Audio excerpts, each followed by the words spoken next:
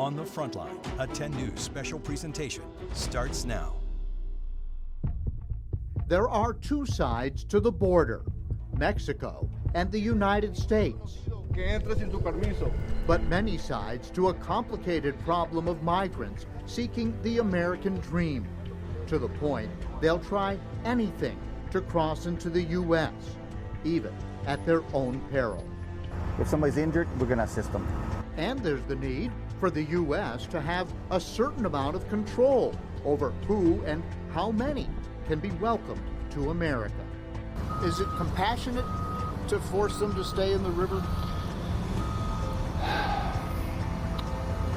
You know, at the end of the day, we're all human beings. All while balancing safety and security. So we do our best to take care of our soldiers out here to ensure that everyone is safe, not only the migrants crossing, but our soldiers ourselves. Patrolling day and night. It's difficult for soldiers to do and see. People are just trying to seek a different life, and it's hard to watch them go through that. But we want to aid them in their ability to do that and getting them to the nearest port of entry so that they can be safe as well as they go crossing the border. Watching others trying to escape a terrifying situation. He's saying currently is on the other side of Mexico that they beat them, they rape the women, beat the kids, they abuse everybody. Our soldiers come into contact with human trafficking every single day, and you can see the evidence of it. Yeah, they're armed, they get assaulted, they take everything. That they are afraid for their lives.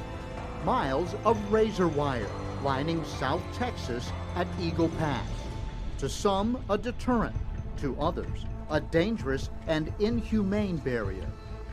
And why is Virginia Governor Glenn Youngkin investing in this mission? Every state is a border state. How he says it keeps Virginians safe. 5 Virginians die every day from fentanyl overdoses. And the question of what is the humane way to handle a situation that has no easy answers. And it just creates one massive barrier that prevents people from coming through. At the end of the day, we have to protect our border. The experiences we bore witness to on the front line. A day in, day out struggle that only some see for themselves. The Virginia National Guard recently returned from a 30-day deployment on the U.S. border with Mexico at Eagle Pass, Texas, a hotspot for mostly Hispanic migrants attempting to cross the Rio Grande River into the United States. The troops' job was to stop them from gaining illegal entry. But why Virginia troops? Why stop migrants just seeking a better life? And why does the method for stopping them create so much outrage in certain sectors? I went to find out. Ve al puente. Es ilegal cruzar aquí. Quédate en México. Atención, atención. A group of migrants from Honduras has crossed the Rio Grande River. Between them and their dream are coils of concertina wire and a group of guardsmen. A woman is pleading with the troops to let them come into the country. I cannot go back. I want to show you something, a death threat. They wanted to kill my son. Jose Banuelos Montes is with Casa Latina in Roanoke. He agreed to translate for 10 News. The family, he says, is desperate because of gang threats against his life. I have a document from the hospital showing that my son was receiving threats, from a criminal gang. It's hot, over 100 degrees, and the troops toss bottles of water to the migrants. The water is welcome, but the news they give the group is not. They tell the woman that her family cannot come through, not here. The officer is telling the people if they want to walk further up, there's an entry point and immigration will be there waiting for them. This last group, a woman broke down into tears. That's got to be hard. Yes, sir.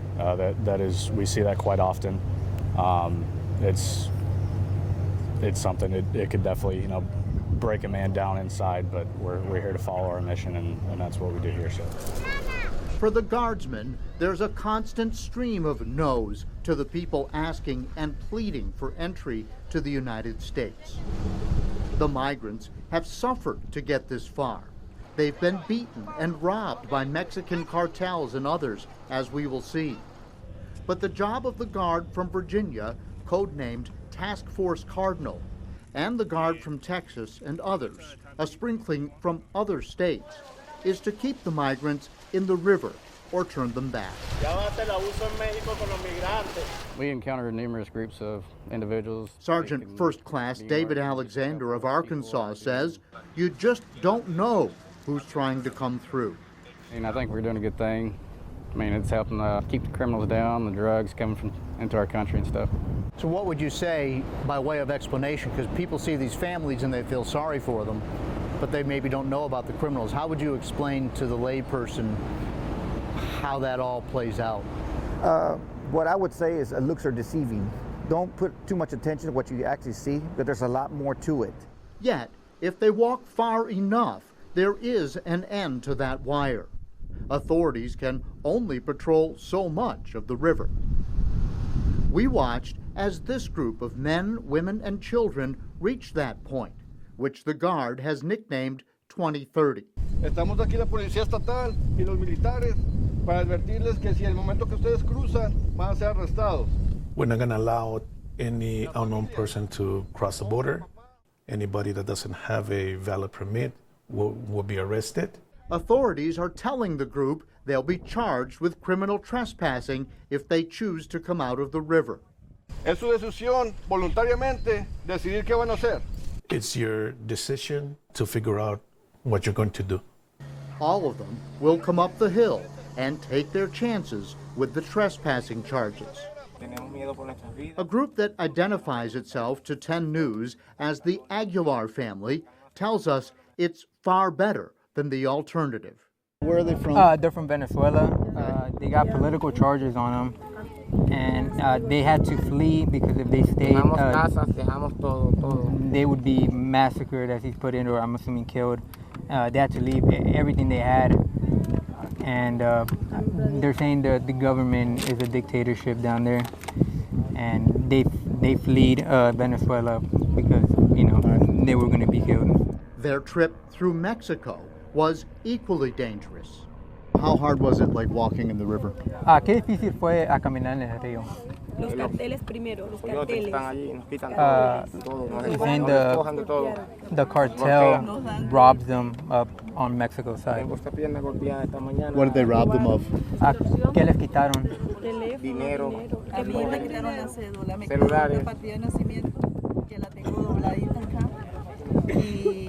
Todo, te quitan todo, te golpean, lo que te puedan agarrar, el que corre, el que no se ahoga es porque se mete al río rápido o te ahogas en el río o ellos te agarran. Uno prefiere tratar de salvarse para Están armados. Yeah, they're armed. They get assaulted. They take everything: jewelry, watches, money, cell phones. I think they even try taking away their paperwork as well. They just, pretty much take them for whatever they have. Did they attack the women? Atacan las mujeres.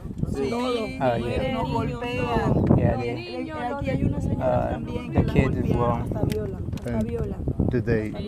Did they sexually assault the women? Yeah, they sexually assault. The group points to a 17-year-old girl, likely a daughter, who barely escaped being raped by rushing into the river. The underage girl that is here, she was the one that was pushed into the river in order to save her from an assault, a sexual assault. Venezuela, ¿usted sabe qué significa esto, no? And yet, remember, authorities are always aware that things may not be what they seem. They will not let criminals from other countries into the United States. Young men are a particular concern. So the women and children are held on one side while the men are separated into a second group. The Aguilar family's son is a legal adult, so apparently is a young husband, a son-in-law. Tell us what's happening here. So they're trying to get their husband and child back, but they're obviously the child is an adult. So despite the pleas, the family will not be reunited with the son or even the husband until it's determined they are who they say they are by immigration officials. Eventually, authorities lead all of them to nearby vans to be taken away for processing. But they are in the United States. They have survived the journey and the dangers in their home country. They don't know what happens next for them, but through the translator they tell us the priority is just to find safety, to be able to live. They will see what happens next. Guardsmen, Border Patrol, and Public Safety waiting at the border. A mission to deter or redirect, all in efforts to keep everyone safe. Try to push them back. Clear instructions that are easily challenged on a case-by-case basis. What our soldiers witnessed while fulfilling their duty to protect Virginia.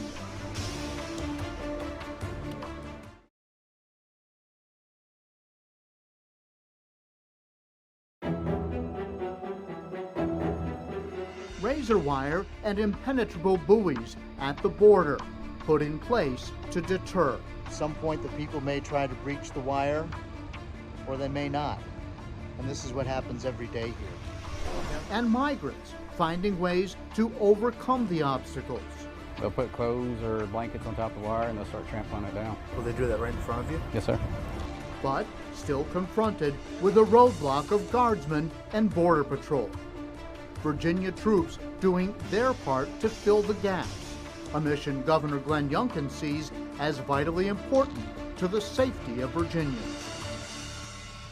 Welcome back to On the Frontline, an exclusive look at the situation at the U.S. Mexican border in Texas and the role of the Virginia National Guard, which was deployed for 30 days during the month of July.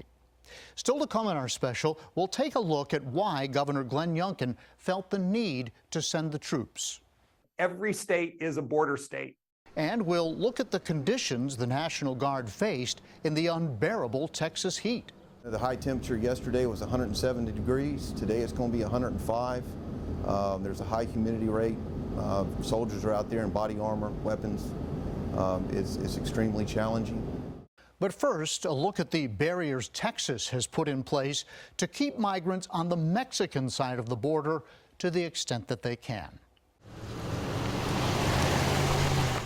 The first thing you notice when you arrive along the bank of the Rio Grande River is the razor, or concertina wire. At Eagle Pass, Texas, a town of about 28,000 people, the Texas National Guard has strung miles and miles of concertina wire, or what the troops simply call sea wire, as a deterrent to migrants trying to cross. Eagle Pass is a hotspot for migrants, and thus the reason Texas Governor Greg Abbott has doubled down here as part of his Operation Lone Star, which launched in March of 2021. His effort to prevent migrants from crossing into his state without going through proper channels.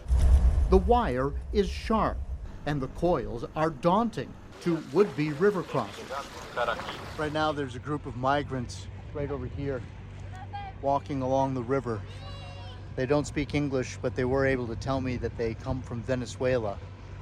And they are just walking along the miles of concertina wire here while members of the Guard look on, basically with no other purpose than to keep them going. And at some point the people may try to breach the wire, or they may not. And this is what happens every day here. The wire is a deterrent, but it isn't always effective. The wire is covered with pieces of clothing, which the migrants use to protect their bodies when they crawl through. When you get somebody up against the wire like this and you tell them to turn around, what do they usually do? Sometimes they listen. Most of the time they do. Sometimes they refuse to. Sometimes they try to force their way through the wire. They'll put clothes or blankets on top of the wire and they'll start trampling it down. Will they do that right in front of you? Yes, sir. How many people get through and just escape inland? I couldn't really give you a percentage, sir. And it's more likely, it's pretty high. Enter then the latest technique to deter the determined. 1,000 feet of floating buoys that migrants can neither climb over nor swim under, placed in an area where many migrants had felt it safe to cross the river. The buoys became the focus of a standoff between the Biden administration and Texas Governor Greg Abbott. The Justice Department threatened to sue Texas if the buoys were not removed by July 24th, to which Texas Governor Greg Abbott famously replied, "We will see you in court, Mr. President." Mexico has also called the buoys a violation of its sovereignty, and human rights organizations have condemned them and the sea wire as inhumane. And yet, the floating border wall, as some have called it, remains. Basically, with the wire and the buoys, we've made it a little bit harder for them to cross. It's not just coming across into the United States and just here I am. Now, under Governor Abbott's order, we've made it a little bit tougher. Cordova tells me the buoys are meant to discourage migrants in a place where there have been, quote, a lot of drownings. Why would people call the buoys inhumane then? I have no idea, sir. Despite the barriers, migrants still get through.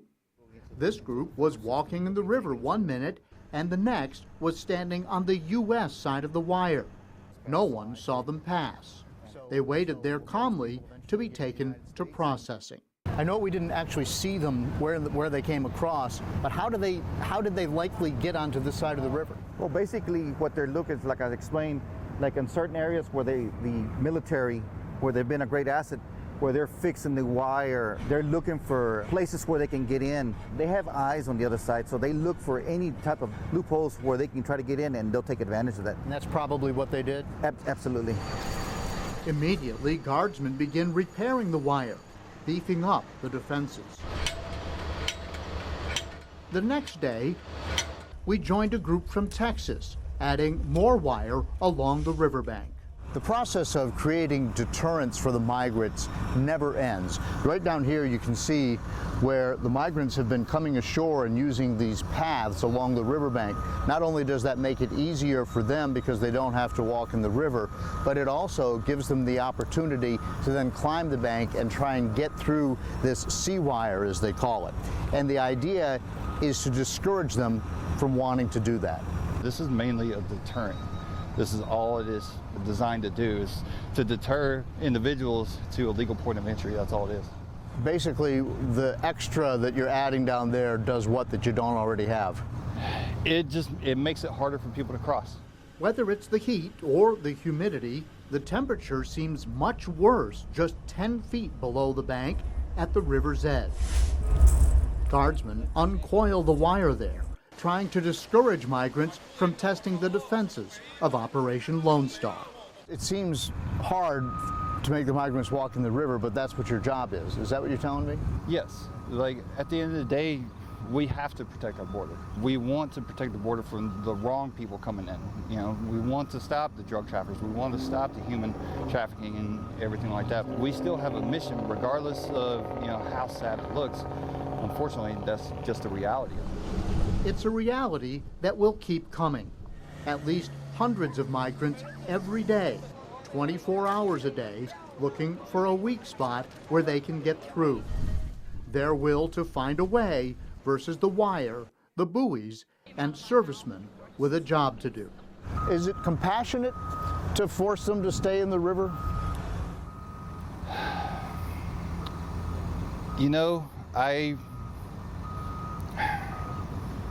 At the end of the day, we're all human beings, okay? So when we do see someone in distress, they're, suffer from extreme heat or heat stroke or anything like that, we will help them. We're not savages. We're not. Miles of razor wire and a floating border wall would be little deterrent to the migrants trying to cross into the United States without the human defenses, National Guardsmen and members of the Texas Department of Public Safety who are on constant patrol.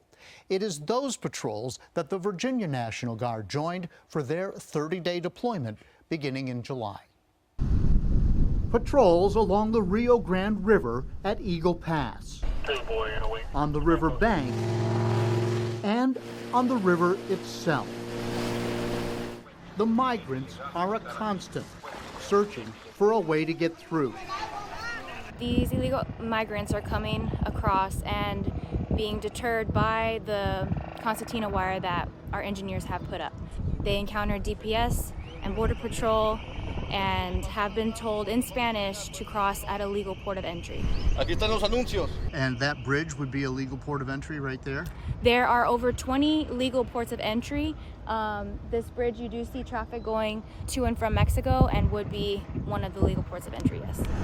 The Texas heat is nearly unbearable, 107 degrees on some days. I don't think you get used to it. The heat is definitely challenging, but I would say after the first couple of days here, we were acclimated to it. And there's the dust. Always the dust. There are about 100 Virginia National Guardsmen assisting Texas authorities, many of whom have been deployed for more than a year. Their job, to give Texas a break from standing along the river, sweating in the hot Texas sun, trying to convince migrants not to do what they have traveled hundreds of miles to do. The Virginia National Guard and the Florida National Guard and all the other states that have came down here, they've been very helpful to help give us a quick break, help us cover down operations, and give us a tremendous support in terms of securing the border. Securing the border. Not only are they trying to force migrants to choose a legal port of entry, but they're looking for signs of human trafficking and drug running. One seems more common than the other. Our soldiers come into contact with human trafficking every single day. I sat down with Major Sidney Leslie, commander of the Virginia National Guard deployment called Task Force Cardinal. How do you recognize when you see human trafficking? Or do you just have a sense?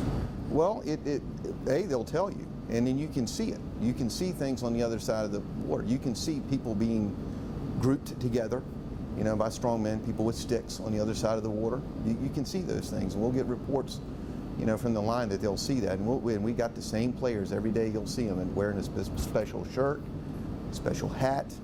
We'll see them every single day. Human trafficking, it's a multi-billion-dollar business, basically. Basically, they make more money in moving people into the United States. It's a good possibility they're taken into hostage, and until they pay their debt with the cartels, they have to work it off. So the troops stand guard along the river, trying their best to get the migrants to go back. How does that go when there's a guy with a stick on the other side of the river? Well, they normally know at that point. They can get on the U.S. side of the border and then or the river, and then they can work their way down that way back towards the port of entry. When you ask the troops, they say it's their mission. And when you do come face to face, what's your job? Just to deter them, tell them go cross back over and come across a legal point of entry. How well do they take that advice? Sometimes they don't, and they keep walking the fence line, and some days they cross back over. Most admit, despite their mission, it's hard to see. And they all, standing there in that Texas heat, say they miss home. They think of their own families, they think of their own children, and thinking about them being trafficked in that way is very hard for them to see. As a soldier, everyone has their own emotional, moral reservations about any topic, but our mission is to either turn them back to Mexico safely or to tell them to take the legal port of entry. So you go home at night, do you have some moments of regret? I try not to. My job here is my soldiers, and make sure that they're here doing their mission and that they come home safe. And do you have a family at home? I do, yeah, wife and 6 kids. A wife and 6 kids? Yes, sir. I'm always happy to get home to my family, so I'll be pretty happy to see them again. Of course, a lot of the officers are tired. This has been going on for the past 2 years, but we're here to complete a mission, and we're here for the governor's office to assist him in whatever he needs, and we're here to battle this crisis that we have here in Texas. And this is basically a back door into the United States, and we're here to hold the line. We got soldiers and airmen. They're just great Virginians, great Americans. They left their family. They came down here in these conditions and dealing with a very difficult situation. They're doing a great job, and I couldn't be prouder of them. We'll take a look at the politics of the border as well as fentanyl later on in our program. But back here in Virginia, reporter Sydney Jackstimer looked into whether those migrants who are victims of human trafficking are winding up here in the Commonwealth. Hundreds of men, women, and children are being forced into human trafficking while crossing the U.S. Mexico border, some even making their way into our region. It's a problem no one and no place is immune to: human trafficking. That's why organizations like Project Horizon in Lexington and Straight Street in Roanoke offer resources to help victims. We've had the human trafficking program 2.5 years, and so we've served 40 primary victims of human trafficking, countless other secondary victims, which are family members or friends that are affected by that. We provide shelter care now for up to 8 girls at a time, rescued in Virginia for up to a year at a time. According to the National Human Trafficking Hotline, during 2021, there were reportedly 179 victims of human trafficking in Virginia. That same year in Virginia, over 81% of reported cases involved people not from the United States. We also have translation services, so many of our clients who've been trafficked are Spanish speaking, and we have someone who can provide that service for them, along with advocacy within the criminal justice system. While both Project Horizon and Straight Street offer services for victims, they're also focused on education to stop the cycle before it's too late. We want to do everything possible to prevent trafficking from taking place. So we have a program where we have staff members go into local schools to provide human trafficking awareness training. We work closely with the truck stops in the area, doing education for their staff on how to understand what trafficking is about, how to spot it, and what to look for. Expect the unexpected. That's the mentality at the border in Eagle Pass. For migrants and guardsmen, at any given moment, a dangerous journey toward freedom turns threatening, and guardsmen's jobs become even more strenuous. We were there when systems were challenged and safety was jeopardized. How both sides reacted to an unwarranted night of chaos.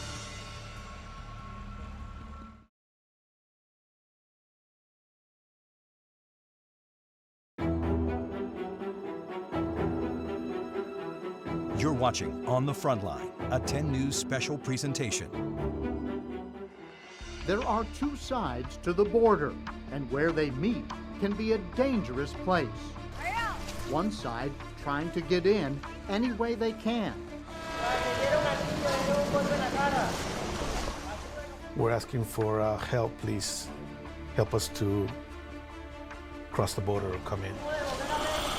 We can't go back to Mexico. The other with a mission to protect. As you can see behind me, we have a multitude of Border Patrol and DPS that are pushing them back. But what happens when the systems are challenged? I've had people who've been so desperate that they rushed the sea wire, and it was about 30 plus personnel trying to get through, so it can get pretty dangerous. Is there power in numbers? We witnessed the night where worlds collided, a rare tactic for migrants and the response guardsmen are trained to carry out. What happens at night at the border can be much different than in the daytime. And as we planned our evening coverage, a major event unfolded right before our eyes. Over here, a group of migrants tried to rush through customs and break into the United States. We have a situation going on here. What is it? So we have a giant caravan that keeps coming through the Mexican side. You actually see a lot of personnel going down. If you see the green arrows, there's probably over 20 to 30 personnel going through. They're trying to rush the bridge coming onto America. As you can see behind me, we have a multitude of Border Patrol and DPS that are pushing them back. The Mexican military is also staying on the other side with riot shields, as you can kind of see back here in the back. And there's Mexican military on top of the buildings as well. A group of migrants tried to push across the bridge and overwhelm customs officials. Police lights lit up the bridge, demonstrating the massive effort to push them back. For migrants in this situation, everybody is the enemy. U.S. officials, Mexican officials, and especially the coyotes who have brought them to the border and will often rob them just as they release them on the Mexican side. They got pushed down to the under the bridge where the river's at, where essentially the border starts, and instead of doing the legal way, they're trying to cross illegally. Now they've actually hit our land, and they're on the other side of the Conexes, which is already an illegal trespassing, but they haven't crossed the sea wire that's already put down. This is the same group of people we saw that tried to rush the bridge. Correct. And then they turned around, they came down along the river, and then they just started running. What was going on there? So what happened was that the Mexican Border Patrol, their Border Patrol came down and they were trying to catch them too. So they all scattered. Now the group is broken up into several smaller groups, and each small group is trying to cross the river through their own way. And some have already hit the side. If you look over the side where we're at now, you see probably the first group to actually cross the border. All right, I'm gonna pan over. Yep. And there they are, right there. Members of the group passed right below us, shouting in Spanish, angry at what they have suffered. What's he saying? What he's saying currently is on the other side of Mexico that they beat them, they rape the women, beat the kids, they abuse everybody, that essentially that side of life of Mexico is death, and here at least they're in jail. The shouting continues. The migrants are upset and seem to have reason to be. Are they telling the truth? It's really hard to say. We're not over there. Like I said, we've seen people being robbed. We've had people in cases that we have apprehended that have already been robbed of all their possessions. And the same coyotes that we've seen them push through, they've also pulled guns on us and threatened us as well. Lycord and his team are often tasked with chasing down migrants who sneak through the wire with intentions that are not in the best interest of the United States. Drug runners and people with serious criminal records. As they walk the river in groups that he calls caravans, he says it's hard to know who is who. People have been so desperate that they've rushed the sea wire with me and my counterpart, and it was about 30 plus personnel trying to get through, so it can get pretty dangerous. In terms of they were just telling us that they beat the children, raped the women, that and what was between them and safety was that bridge. Once again, you take the information as it is, but there's a really hard way to verify because we don't know where they're coming from or also who they are. They could be criminals that are trying to join into those giant groups of people, so we can never really determine who is who and what they're saying is correct. So right now that large group of people has decided that they do not want to take their chances with all of this ribbon wire right here, this concertina wire. So they're literally walking along the river here on the United States side of the river. They're shouting to us in Spanish. We're asking for help, please. Help us to cross the border or come in. We can't go back to Mexico.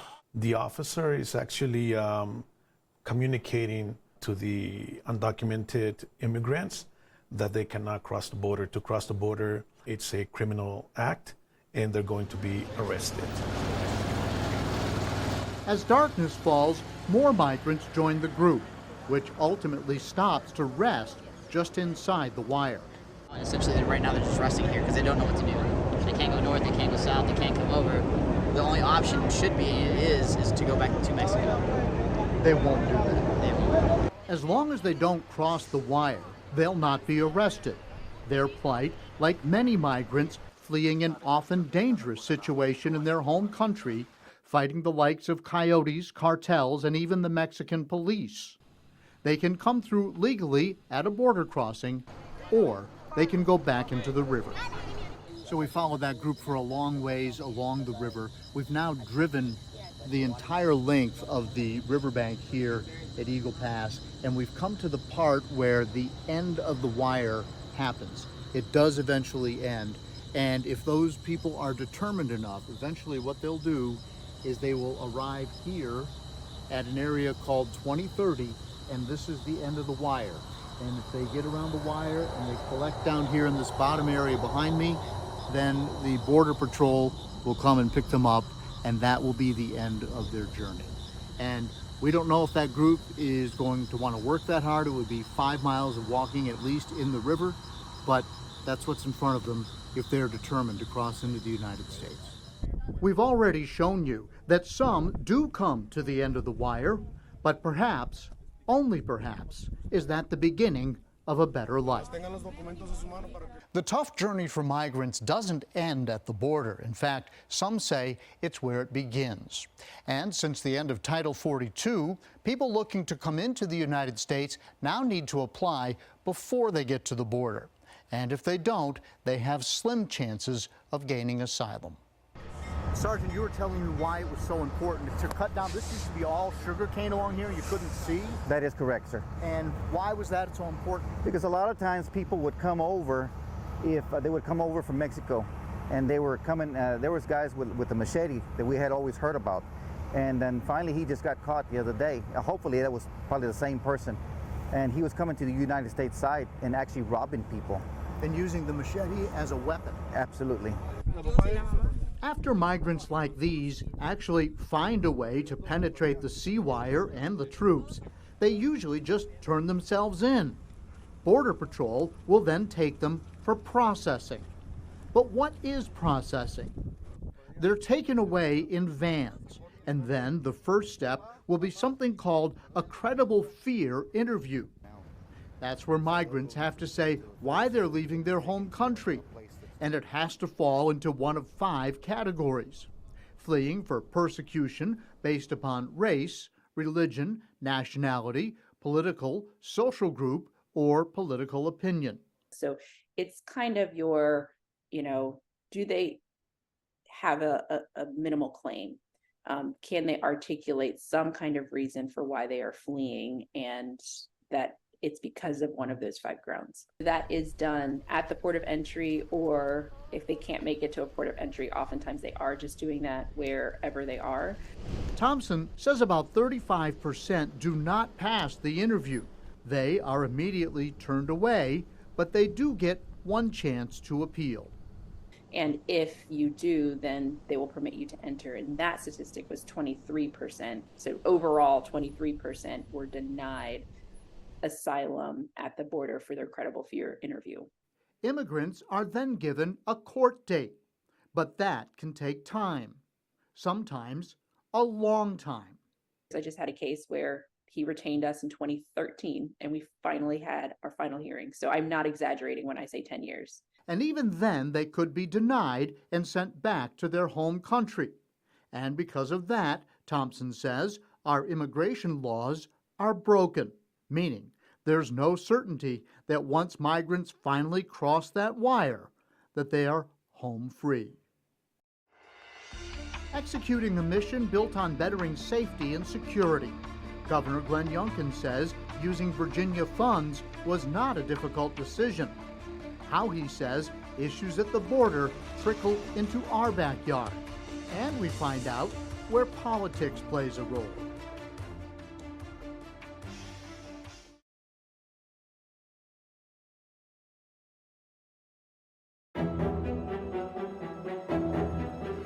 $3 million of Virginia money sent to the U.S. Mexico border through our National Guard, all to fight a humanitarian and human trafficking crisis.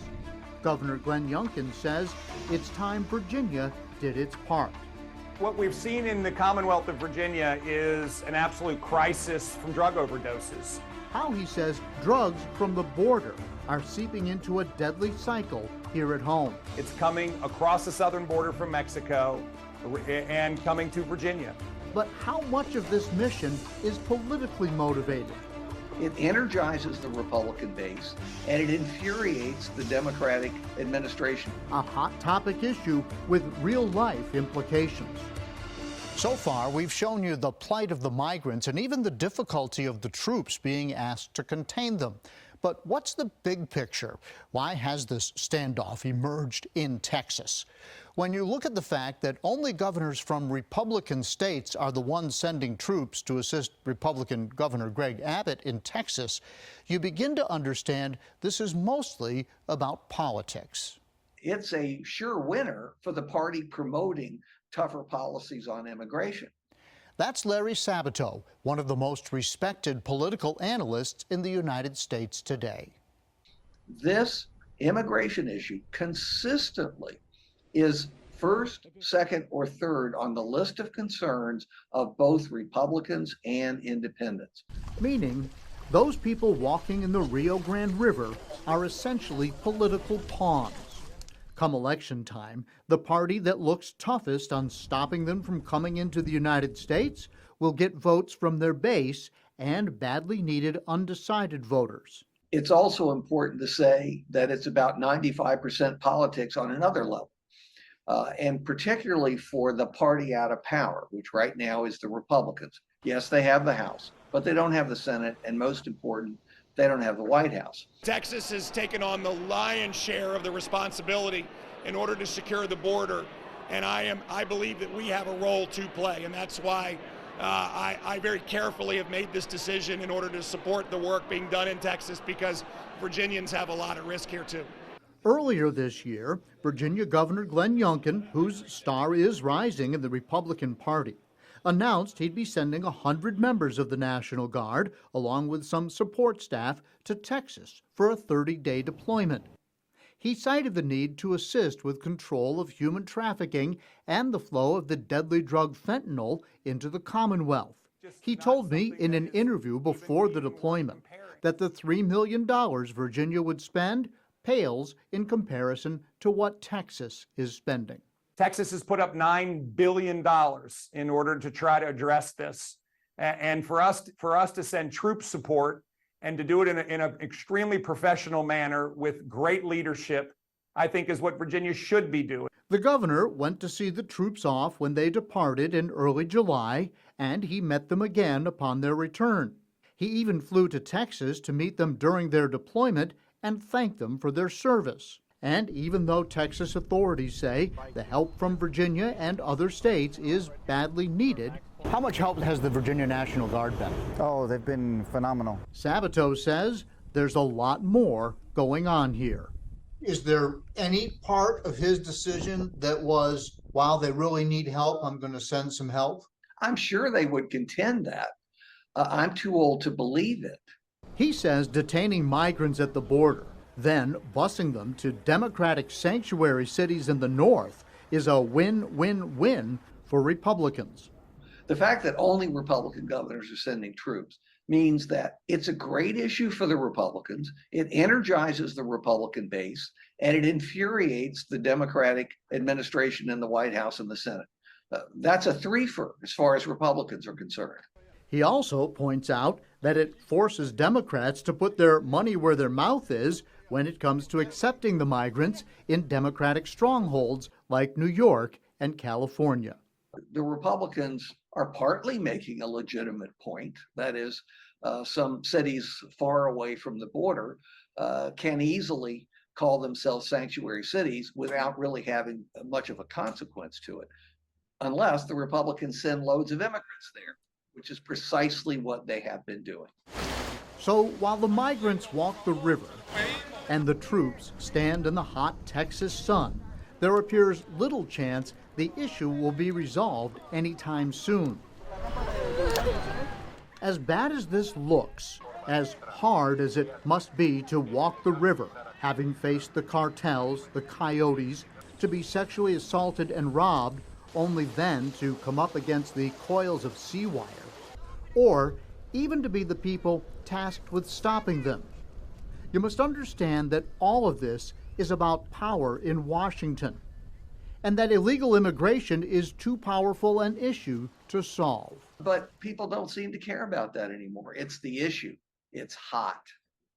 We've looked at the plight of the migrants, at the role of the troops, and the problem of human trafficking. But there's another big issue at the border: drugs, specifically fentanyl. And despite the wire, the buoys, and the troops, some drugs do get through. And as Sydney Jacksheimer found out, they do make it into Virginia.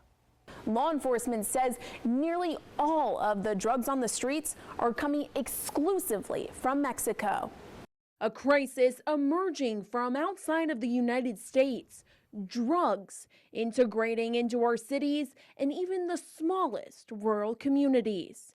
10 News spoke with United States District Attorney for the Western District of Virginia, Chris Kavanaugh, about what his office sees when dealing with drug cases. we're seeing that so much of the narcotics that are in our communities originate from Mexico and the cartels that are in Mexico. In the last year, Kavanaugh says his office has prosecuted 37% more drug-related cases. There's also been other changes in trends. I think 10 or 15 years ago, we saw a lot more powder cocaine and crack cocaine cases that were in our federal court system. Now, if you look over at our Western District of Virginia courts, you're seeing fentanyl and you're seeing meth be the lion's share of the work that we're doing over there. According to U.S. Customs and Border Protection, in 2022, over 650,000 pounds of drugs were seized at the U.S. Mexico border. Out of those drugs collected, over 25% was methamphetamine.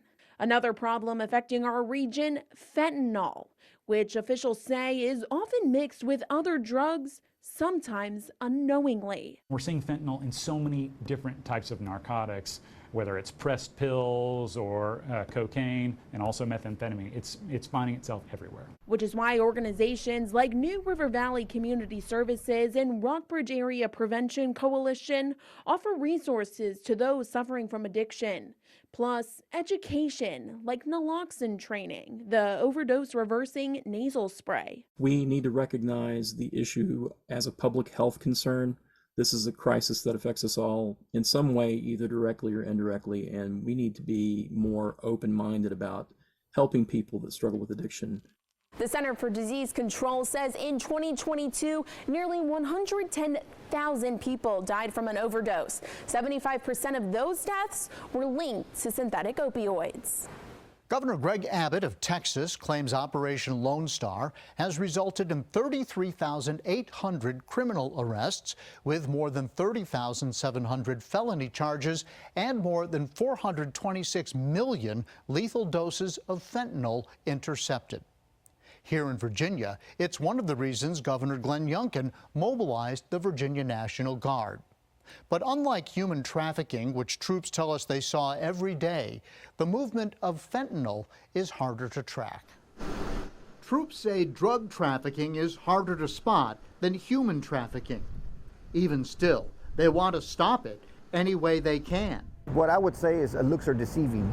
Don't put too much attention to what you actually see, but there's a lot more to it. Sergeant Renee Cordova says you just can't tell who the bad actors are. And Texas claims they've arrested more than 33,000 people coming through on criminal charges. These bad people, they get infiltrated with a lot of good people. They do whatever they have to get to their destination. It's one of the reasons single males are separated from their families until authorities can check their background. And yet, we learned it's unlikely that the migrants we saw, the ones looking for a way through and willing to turn themselves in for processing, are carrying drugs in their pockets. And after 3 weeks of patrolling, the Virginia Guardsmen say they had not been coming face to face with drug traffickers. How about fentanyl? I wouldn't see fentanyl. We haven't seen any in this particular area. Guardsmen say that yes, sometimes criminals will hide in plain sight. It could be criminals that are trying to join into those giant groups of people. So we can never really determine who's who and what they're saying is correct. But more likely, Lycourt says, those who don't want to be caught will look for soft spots in the border defenses and slip through unseen. Lycourt tells me that much of his mission involves finding and apprehending those people, often resulting in long nighttime chases through the thick Texas underbrush. All to fulfill one mission: to protect our border. During my time at the border, where we received access to pretty much anything we wanted to see or do, we saw hardworking troops trying to carry out their mission. They missed their families, and they sweated in the 100-degree temperatures, and many were willing to admit that it was difficult to watch the migrants struggle to find a way into the United States, even if it was illegal. And then there are the migrants themselves, the ones who are telling the truth. Probably most of them are running from threats in their home countries. On the way, they've been beaten and robbed and sexually assaulted. They reach the river and run from the coyotes, working for cartels who promise to get them to the United States, only to be robbed again by those same coyotes. And as the state of Texas, with the help of states like Virginia and a handful of others, toughens its defenses under Operation Lone Star, we learn that politically, immigration is an issue that a leading analyst tells us is too valuable for politicians to solve. Unless conditions improve in Central and South American countries, the migrants will keep coming. The cartels will make money off of them, and the atrocities will continue. Human trafficking is a real issue, as is the movement of drugs like fentanyl into the United States.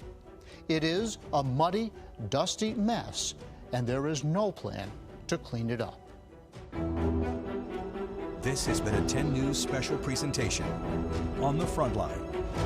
Thank you for watching.